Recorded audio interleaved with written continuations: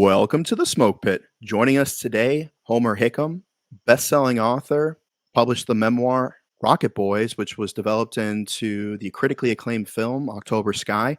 Also served in the U.S. Army and served in Vietnam and went on to work at NASA for an extended period of time. Homer, thank you so much for joining us today. Well, thank you, Daniel. It's great to be with you today. Also joining us again, Abbas Haider, the CEO and founder of Espeto Inc., probably one of the coolest guys that I know. Between the three of us, I think we've seen the majority of the world in our travels. For me, I started traveling around the world courtesy of the United States Army. And like a lot of young men my age, got to visit wonderful tropical country of Vietnam. But I have traveled quite a lot and been received very well, no matter where I go. I guess I'm kind of like Mark Twain, an innocent abroad. So people Well, tend to look after me. yeah, you started off as everyone's favorite cadet while you were in college, and now you're everyone's favorite tourist. Could very well be. Yes. Everybody's favorite cadet was, that's what I tended to call myself, but I'm not sure the other cadets agreed. Yeah, and I was reading on the Army's publication that you spent the majority of your time in Vietnam living in makeshift shelters, and you figure if you were with the Corps of Engineers that they would have had they would have put some effort into where you were living. They would have made some nice huts.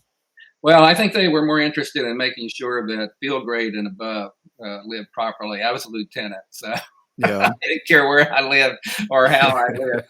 I was under canvas most of the time, which explained why I didn't like camping for about 20 some years after that. But no, we got by. You did what you had to do. As long as I could stack some sandbags around wherever I was. Yeah. Well, fair enough. So interesting enough, Jake Gyllenhaal got his breakout role in the movie October Sky, and he went on to play the main character in the movie Jarhead about time in the Marine Corps. And during that movie, he tells the drill instructor that he got lost on his way to college, and he portrayed you in that movie. And according to your new book, Don't Blow Yourself Up, you just flat out forgot to even apply to college. That is true. Real quick on Jake, his parents really, really, really wanted him to go to college, and he promised them if they would let him be in October Sky, that would be the next thing he'd do is go to college. But of course, his reputation got to be such as an actor. After he went to Columbia for about one semester and said, "The heck with this! I can make my living, and I want to make my living as an actor and working in the movie business." So they reluctantly agreed to let him do that. And for me, yes, as the book and the movie portray, I got really, really busy my senior year in high school with the rocket and going off to the National Science Fair. I had kind of thought about going to the Air Force Academy, but I was turned down by Vice President Nixon. Actually, I applied through him, and there probably was a million better qualified people that applied through the vice president. So I got turned down, and I forgot to apply anywhere else. I just figured I'd go somewhere. And fortunately, my mom realized that, and without telling me, she applied for me down at Virginia Tech, which is a good thing. A pretty good little engineering school down there, and it was only 100 miles from Colwood, so I could hitchhike back and forth. Only a few hours from Mary Washington, where he told me there would be some students at that time who would go to Virginia Tech in a bus, and they would have mixers and dances and all that. Well, that's right, Abbas. So Virginia Tech, when I went there, was almost a pure military college. So we had around 3,500 cadets. There was probably 1,000 other students that had either already served in the military, or the women students. There was only about a couple hundred women there, all of whom had no interest whatsoever in the likes of me, I have to say. So what the Cadet Corps did was import women from other colleges to try to rein us in. Imagine that happening now. Yeah, So no. they would bus students, women students from places like Mary Washington down to us for an evening, and we would sit across the dance area wherever it was and kind of look at each other and size each other. It was pretty awkward, as I recall. Yeah, you've said in you said in interviews that you feel a lot of things have changed over the years, and things that you and your friends did in your youth would be frowned upon, or that would get people suspended or expelled from school, or that the country has lost their sense of humor as time has moved on. And reading, some of your memoirs and some of your interviews, it really seems like you had such a unique experience growing up, where you were surrounded by such a colorful cast of characters, all with big personalities, that led you to some really zany adventures that range from going from West Virginia to the National Science Fair and winning the gold medal, to making a cannon for your university from scrap brass and the carriage made by the local correctional facility. Yeah, I'd have to say almost everything we did as kids would be frowned upon today. Yeah, I mean, growing up in Colwood was in West Virginia was a good place actually, in terms of being able to get outside and go up in the mountains and play, and also the town was very supportive of the kids and the teachers that were there. And of course, you really didn't get away with much, because even though there were only a couple of households in the town that had a telephone, nonetheless, somehow word got back to your mom's a lot faster than you could get back home if you did something wrong. Okay, so Yeah. so we didn't get away. We always thought we were getting away with something. I mean, we weren't mean or malicious or hurtful, but we just get into mischief. It would be that kind of thing. Of course, building rockets might be something more than mischief. That can tend to be kind of dangerous, and of course, I wrote all about that in Rocket Boys, and how that was received, of course. You talk about community, and growing up in Colwood, West Virginia. There's a scene in the movie when it's announced that the Sputnik is going to go over Colwood, West Virginia, and everyone just gathered in your front yard. Why your yard? Why couldn't they just watch it from their own yard? Well, movie magic. It was actually the backyard, not the front yard. But okay. I understand why they used the front yard. No, what happened was that so it was starting to occur to me that there was just something wonderful happening with this first Earth satellite, and even though it was launched by our awful enemy, the Soviet Union, it still, I'd read a lot of science fiction growing up, and it just seemed to me that it was something very, very special. And then I read in the local paper, that Sputnik, which everybody in the whole world was talking about and worried about, was going to fly over McDowell County. And by the track in the paper, it looked like it's going right over Colwood. So I told my mom that I was going to watch Sputnik in the backyard at night. And you got to remember that there was virtually no light pollution. We didn't have street lights or anything. The only thing lights would be on would be people's back porches and so on. So at that time, we really had a dark sky there to look at. Mm-hmm. But my mom told the neighbor lady, Mrs. Sherritts, that Sonny, as I was called back then, was going to watch Sputnik in our backyard that night. And Mrs. Sherritts walked across the yard and told Mrs. Mahoney, who walked across the yard and told Mrs. Todd, who walked across. I can name all these families all down the row. And I think like happens when conversations occur like that from person to person, the message got a little muddled, and it was that you could only see Sputnik from our backyard. So, was it a moment of inspiration, you think? Is that what led to the building of the rockets, or was it more of competing with Russia? Like there was so much hatred for the enemy, and you were like, we got to catch up and we have to do this. I'm going to take it upon myself. What was it? Yeah, there was a little bit of that, but I would have to say that it was Sputnik that night when I saw it go over.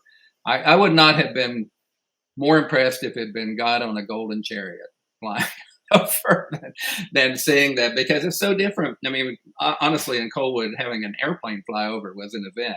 Okay, but this was so different. It was like it had such steady purpose. It was like there was nothing going to stop this as it was going over, and of course, I knew that that the United States was now going to try really hard to catch up with the Russians. So I was just simply inspired by what looked like this great adventure that was about to occur. And the only way that I figured that I could get involved with it at that time was to build a rocket. And I wasn't alone. There were thousands of young people across the country at that time that were so inspired. And of course, what we heard was, well, we don't have a rocket as good as the Soviet Union has.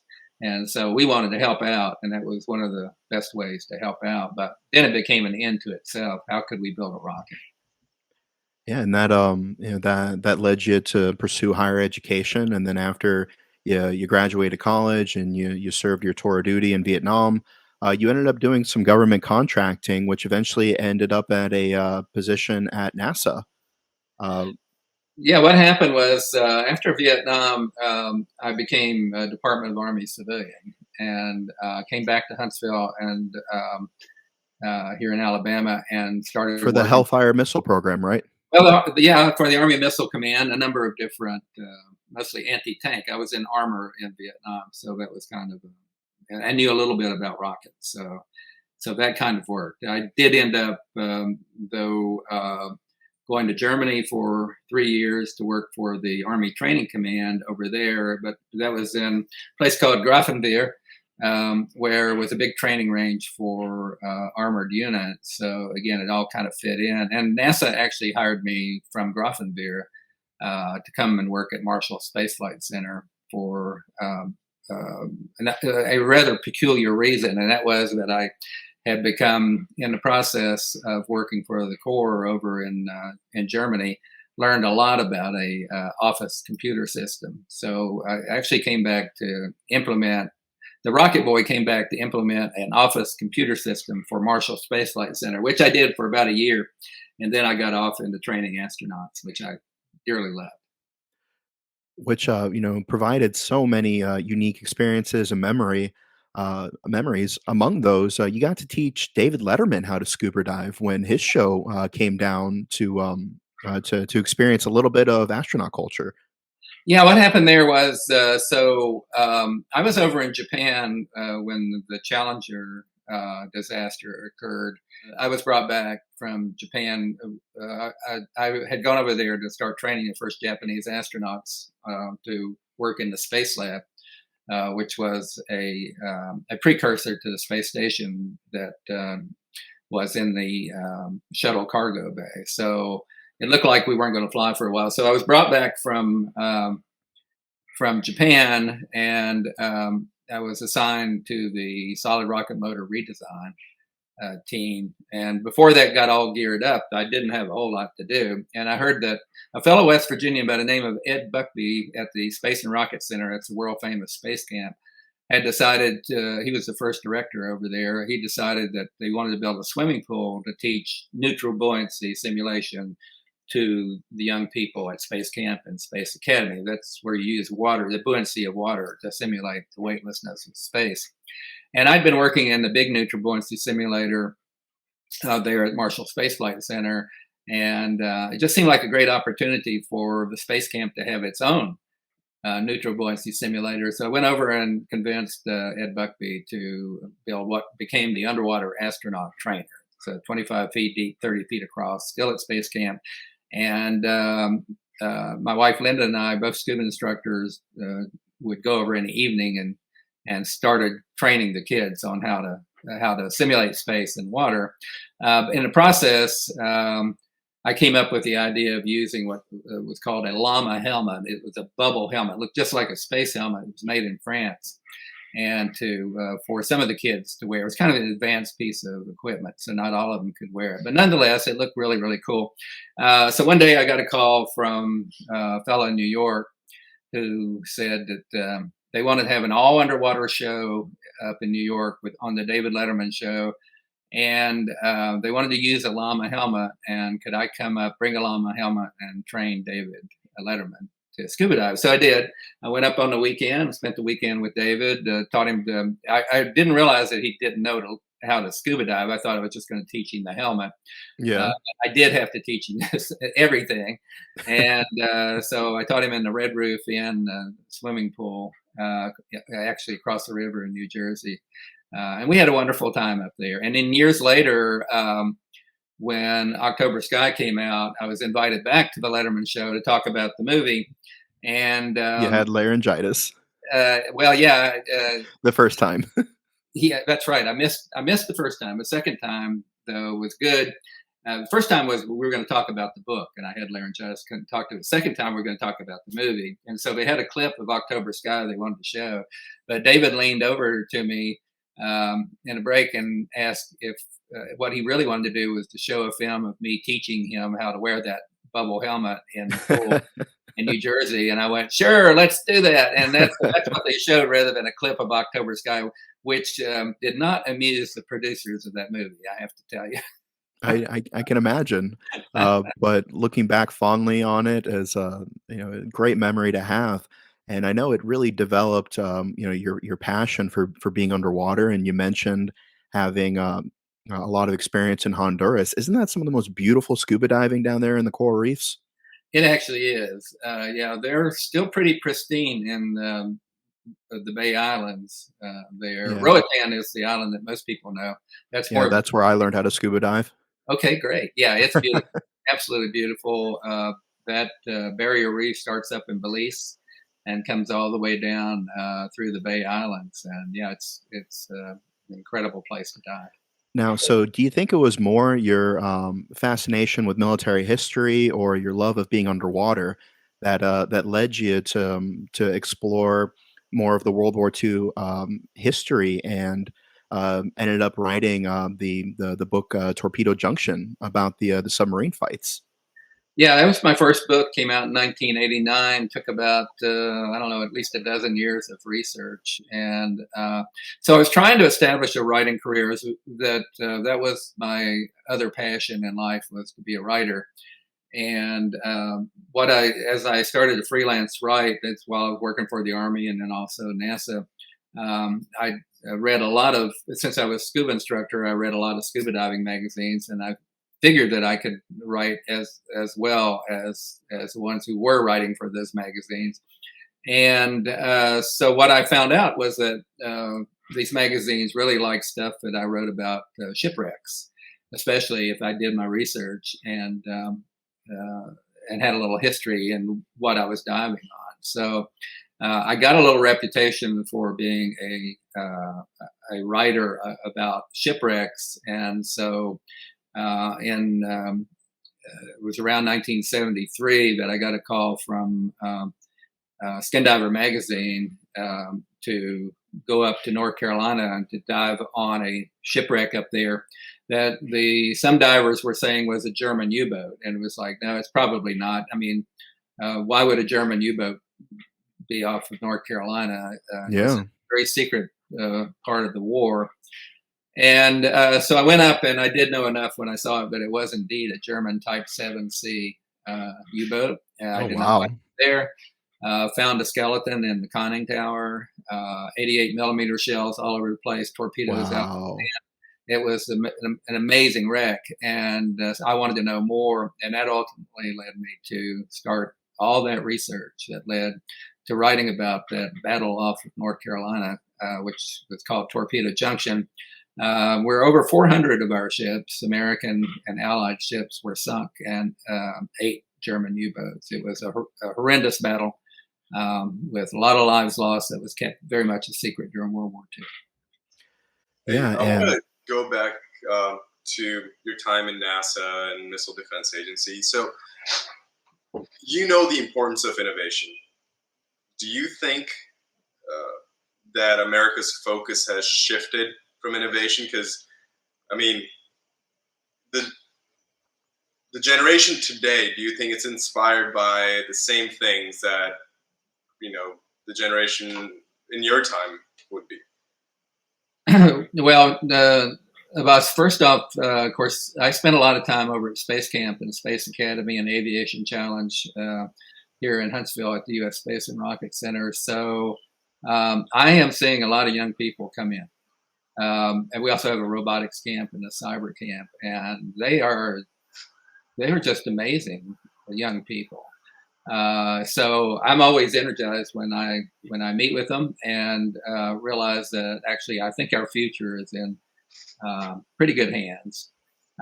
We just have to not be necessarily swayed by all the bad news that we see in the news these days about our educational system and about our young people. I have a lot of faith in them that all will be well. Of course, in terms of innovation, we don't have to go much further than talking about SpaceX, which is so has. And again, if you look at who is SpaceX, yeah, we got Elon, but actually, most of the engineers that I met when I was out there were in their 20s and their 30s at the oldest, and they're the ones that took these concepts and made them real.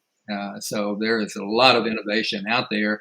I've also know a lot of the folks at Blue Origin, all of the new space companies that are coming.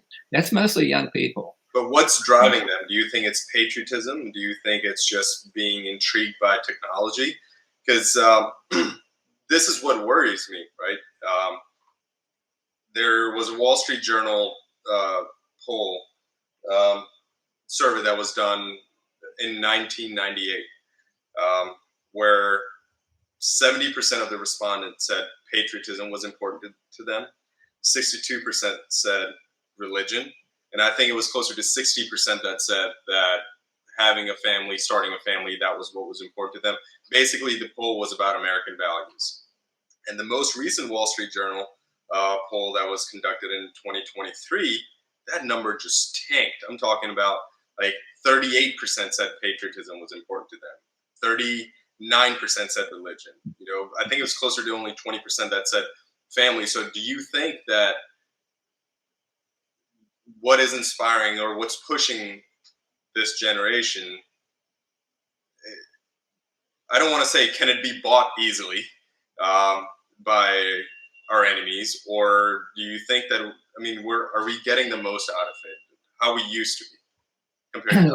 Well, I'd be lying to you if I didn't tell you I wasn't worried about just what you're talking about in terms of our young people knowing the roots of our country and how we are a revolutionary concept started back in the late 18th century and has spread throughout the world.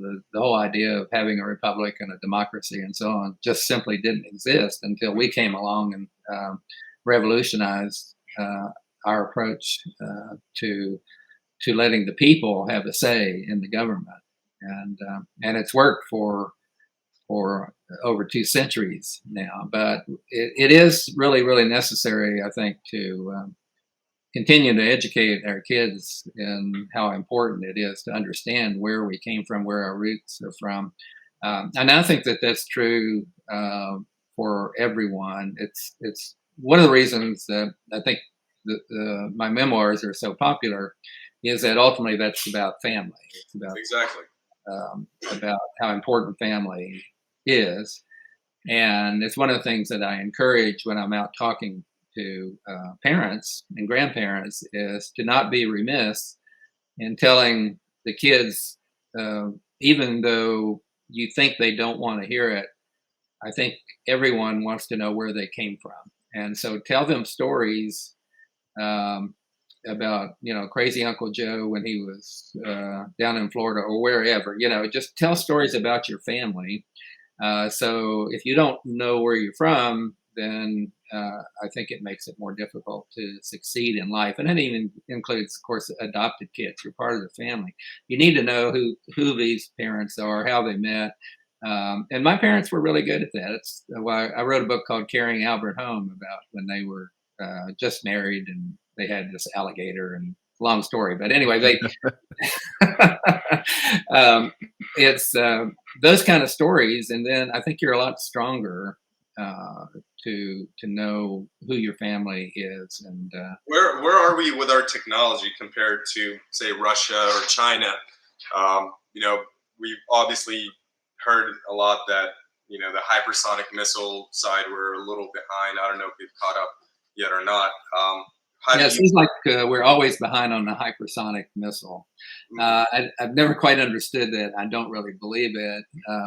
I mean, if you want to deliver a warhead anywhere in the world, unfortunately, there are many countries that can do that right now. There's no real secret to that. And stopping something that enters the atmosphere at 15,000 miles per hour is still a big trick in order to do that. So delivering warheads, I think we're okay on doing that.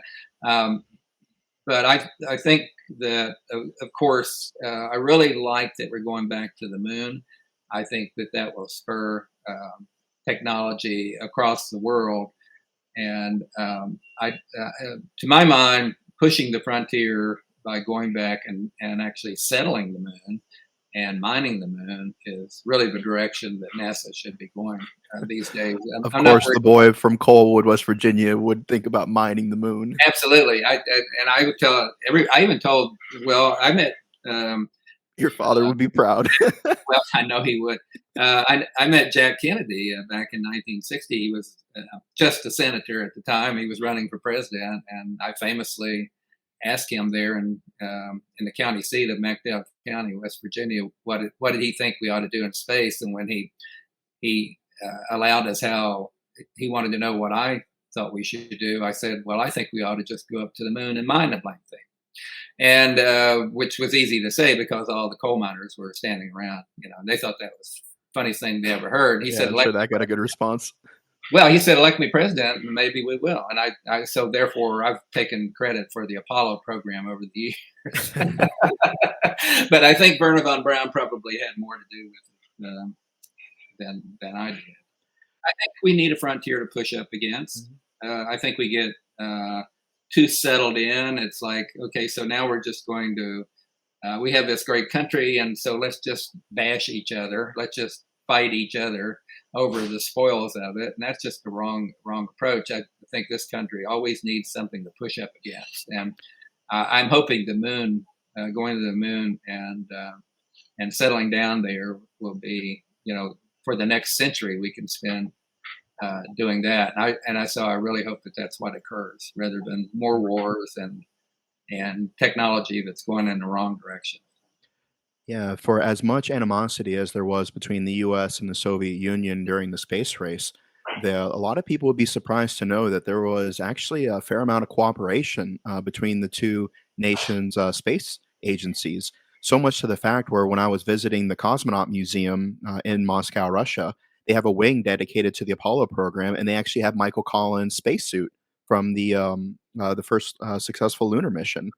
And furthermore, their display says that the astronauts Buzz and Neil, that they went down to the moon, they actually had Soviet Union flags tucked away inside their spacesuits, and so that and some moon rocks and stuff were delivered to their counterparts. So I really appreciate that you said that, because as much as you do need a healthy rivalry to inspire you to go.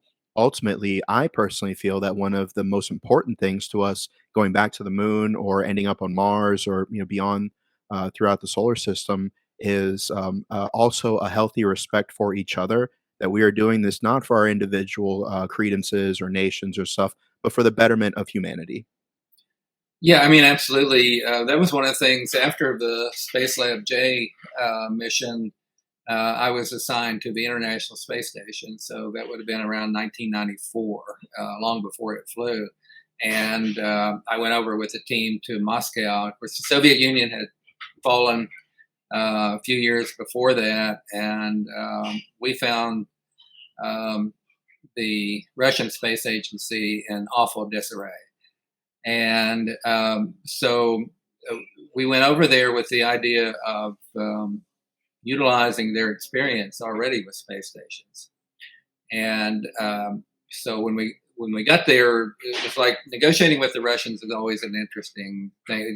The Japanese are, every country that I go to and negotiate with, they're all a little bit different. The Japanese, we used to laugh and were prepared for that, that they always put the agreement in front of you, but they wanted you to sign off like the second day that you were over there, because that's when jet lag really hits. That's the same reason that they put the candy bars next to the cash register, because when you're mentally fatigued, right. then you're more likely to make impulse decisions off of ease and gratification versus more logical decisions for the overall well-being. Exactly. But we were savvy to all that. So, but when we started negotiating with the Russians, we didn't really know what to expect. And so, essentially, what was interesting to me and very intriguing was I was the oldest person in the group, and I was just in my early 50s at that time. And the rest of my NASA counterparts, they were sitting around the table with me, were mostly in their 40s, 30s, and 20s. Sitting across from us were the same people that put Sputnik up. They had never left, where all the old Apollo veterans by then had long since retired. And so they're still there. They were still there, and that's who we were negotiating with. And they, of course, they were still smarting from the Soviet Union falling. So no matter what we proposed, the answer was niet, niet, niet. You know, we are the number one space power in the world. We know what we're doing. You don't know what you're doing. Blah blah. So, but I was still intrigued by them. So where you make deals with the Russians is the party afterwards, and there's always a party after any meeting every day, and that's when the vodka comes out, and you have to be really careful with that. Americans don't really know how to handle their vodka, you know, when you're overseas. So I was very careful about it. Drank water most of the time. Yeah, you said that one of your fellow cadets had a little bit too much to drink and went and mooned the girls' dormitory at the next college over, and that he was a good friend of yours, but you understand why he got kicked out of the program. Yeah, well, that's another story. a little too much to drink. So to support your point, I was nowhere near when that happened. No, you weren't, but he had a little bit too much to drink. Just in case there's any kind of reciprocal time frame for getting kicked out of Virginia Tech, I'll say I was nowhere near that event when it occurred. No, you've already gotten honorary doctorates. You know, you're good. You don't. Yeah, probably okay. But I have a couple of scholarships at Virginia Tech, so they probably let me skate. Yeah. But the Russians, so I started talking to the Russians. It was one of the first times I really started talking about building rockets back in West Virginia. I hadn't written anything about it or thought about it very much. And but I wanted to let them know how Sputnik had inspired me and thousands of young people in the United States. And they didn't know that. They were not aware of the impact that Sputnik had on the young people of our country and across the world. And they were happy to hear that. It pleased them. And they even asked me to go to, if I wanted to see Sputnik, and it turned out they built two of them, and they flew one at random. So they took me to a warehouse, and I got to see the other Sputnik. And so it was like, so little Sonny Hickam, after all those years, got to see a Sputnik again, in a way. Yeah. And they also started saying da a lot more to our proposals after we made that personal connection. So yeah, I was glad that I was over there. I met a lot of folks, the Russians, who were just super, super individuals. There's, like everybody else, people around the world are just super. It's governments that have problems. People to people almost invariably is a positive experience. And you said that was such a surreal moment for little Sonny Hickam, and to essentially get to see an up close version of the thing that was hundreds of miles above your head from your youth. And I think that is a really profound thing to acknowledge, is that none of us are the same person we were when we were in high school as we continue to age. And you've said in your books before that you had to have a heart to heart with yourself as to why you experienced some of the adversities you did. Why did your brother react the way he did? Oh, because I pulled a prank on him. Why were your parents tough? Oh, because my grades could have been better. And so you said eventually you had to face the fact that you had some accountability for some of the things that happened to you.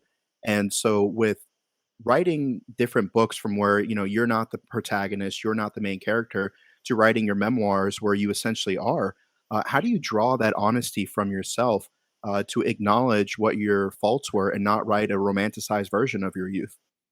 Yeah, writing an honest memoir is really, really tough. I have said that I think I got $1 million worth of psychotherapy writing Rocket Boys that I didn't even know I needed. Okay. So I had really not addressed in my mind the conflict that I had with my father back in the late 1950s over the Rockets. I'd gone on with life. He'd gone on with life. But it was an important time. And I think that's why that book is so successful, is that I allowed myself, in order to write a successful memoir, I had to get inside the head of that boy, Sonny Hickam again, 14 through 17 years old, where, since then I'd gone to Virginia Tech, I'd gone to Vietnam, I'd worked for the Army Missile Command, worked for NASA, scuba instructor, wrote a book, all this kind of stuff that Sonny Hickam didn't know any of that. And so I had to get back inside his head. And that was not easy to do. But once I did and allowed myself to do that, then the truth of the story was able to come out. And that's why I was successful, I think. And then I had to do that again with The Coldwood Way, and again with Sky is Stone. And then the latest. And then again.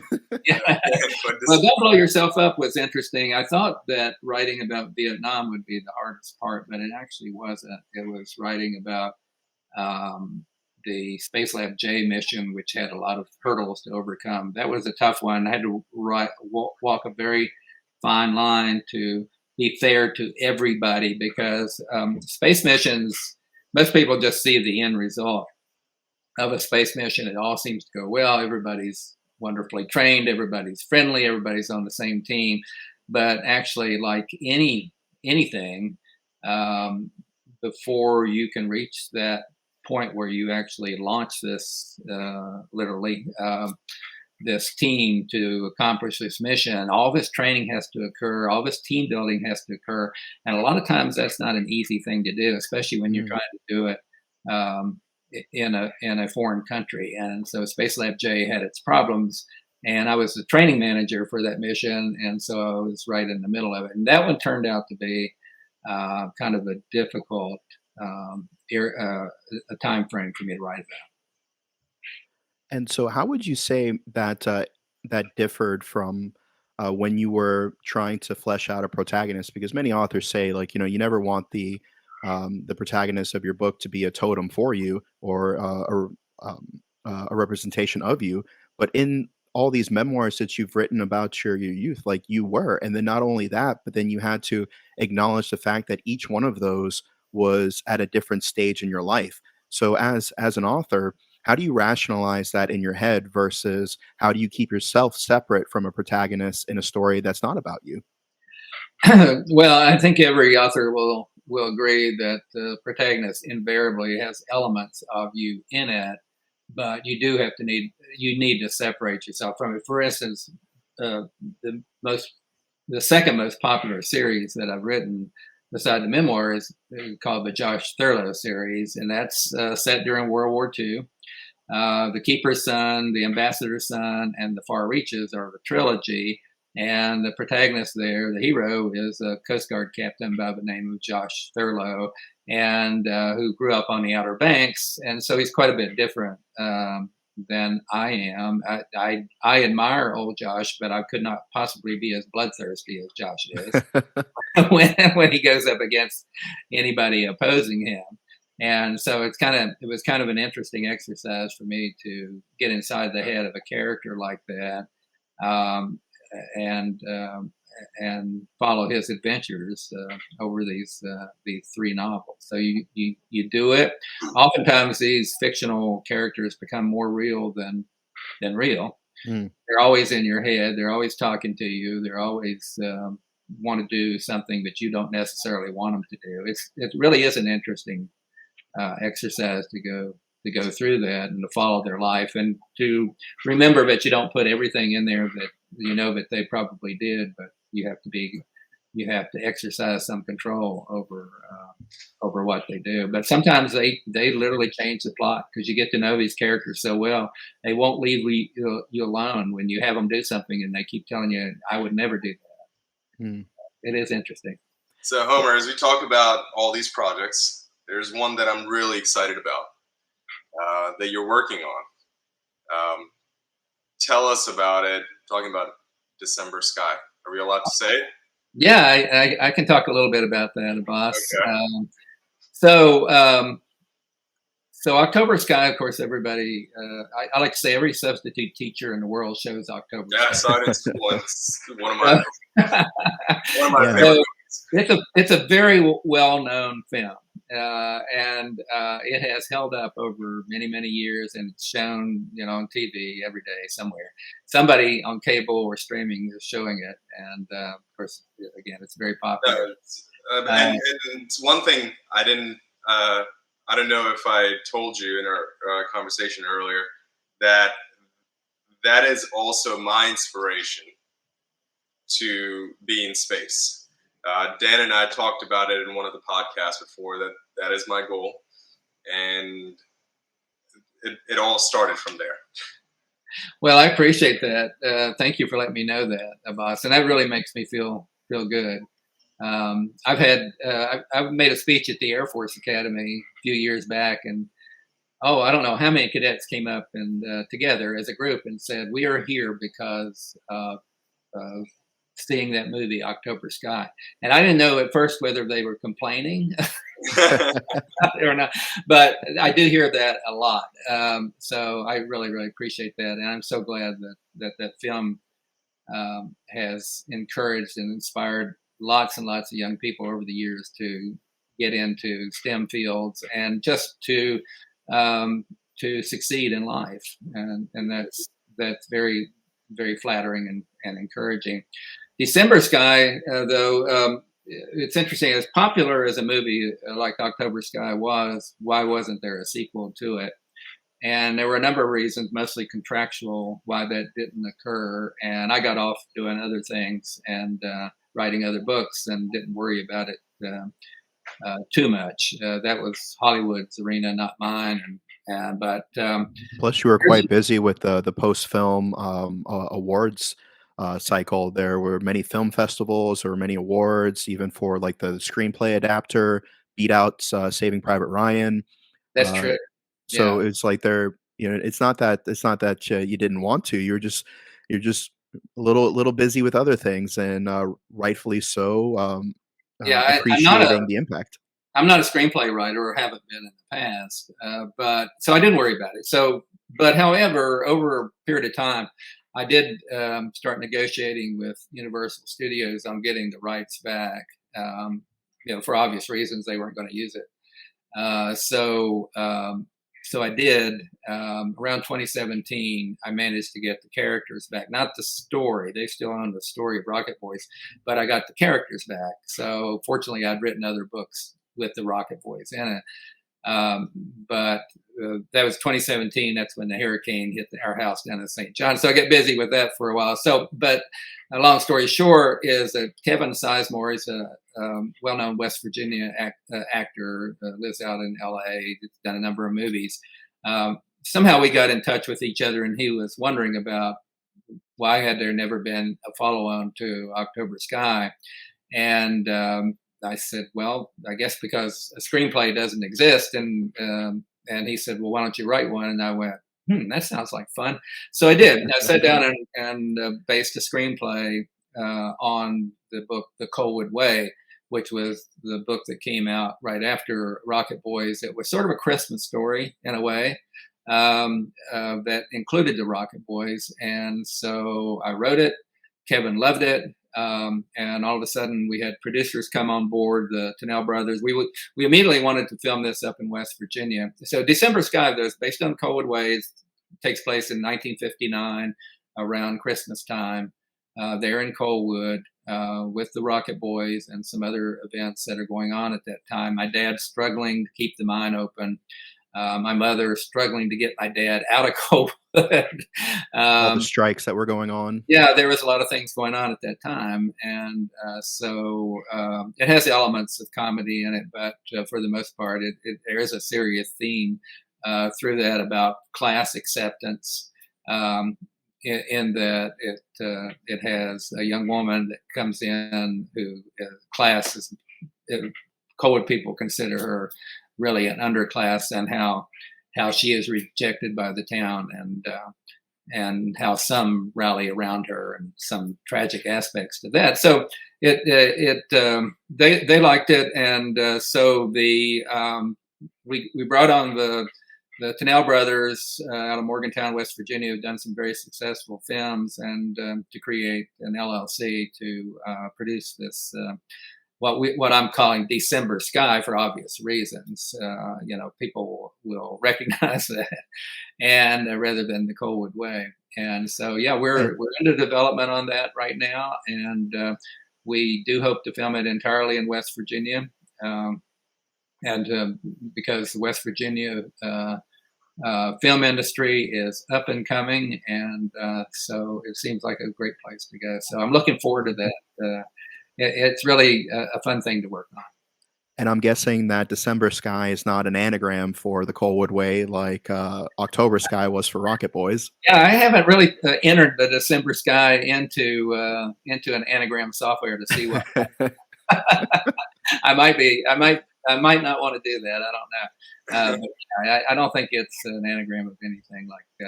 So for people who don't know or listen to this, Rocket Boys and October Sky are anagrams. You take the letters of Rocket Boys and move them around, and they spell, what do you know, October Sky. Well, fantastic.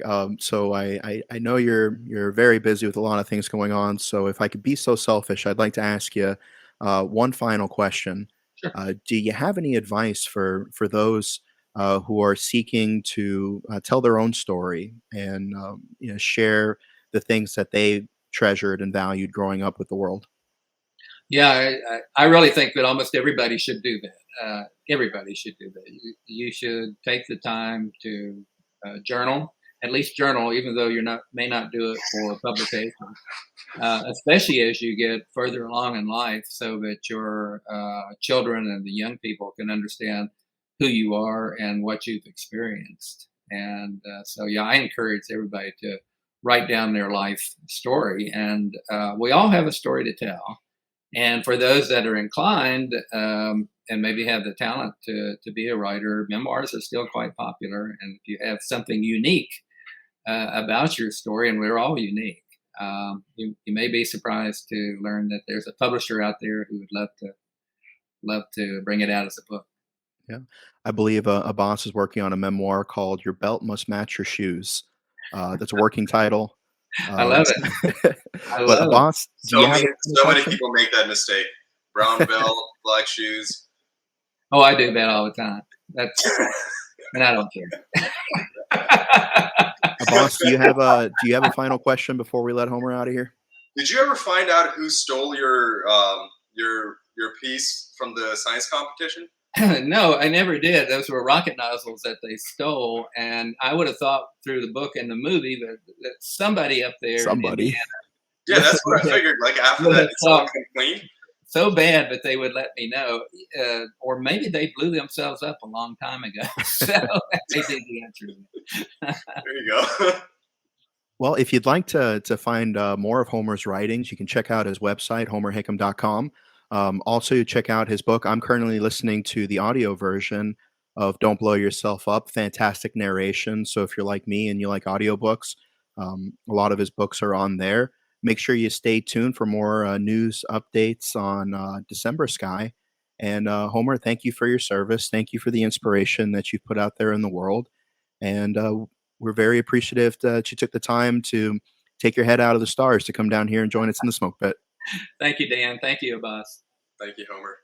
Fair winds following seas. We'll see you next time here in the smoke pit.